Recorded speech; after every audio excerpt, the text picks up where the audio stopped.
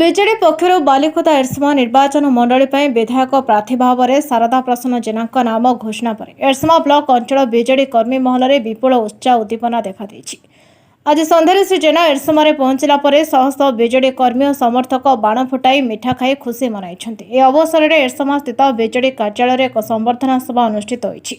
ସମ୍ବର୍ଦ୍ଧନା ସଭାରେ ଜିଲ୍ଲା ପରିଷଦ ସଦସ୍ୟ ରାଣୀ ଟୁଡୁ, प्रणब साई, एरसमा सरपंच सचिदानंद दास, जिला बिजेडी उपसभापति तमिल प्रधान, दीप्तिरंजन कुंवर, विजय कुमार पाल, समीर रंजन साई, मानस सेठी, विभूतिभूषण राय, विजय साई, सुरेंद्र सामल, मानस साई, गोपीनाथ सामंतराय, महेंद्र सेनापति और विभिन्न पंचायतर सरपंच समिति सभ्य सह बिजेडी कर्मी माने जोग देइथिले। अवसर में श्री जेना को उच्चहित संबर्धना ज्ञापन करा जायछि।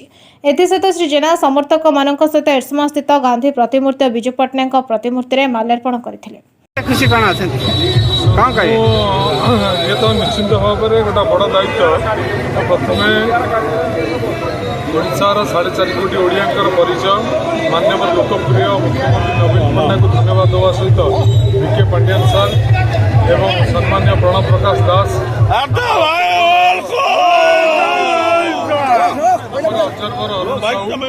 आमर नेता रघुनंदन दास, प्रशांत मुदुली, विजु जनता दल बालिकुदा एरसमार समस्त कर्मकर्ता समस्त बालिकुदा एरसमा पाखे कृतज्ञता ज्ञापन करने सहित मुझे आज यही मुहूर्त में समस्त पाखे खुशी व्यक्त करुच्ची।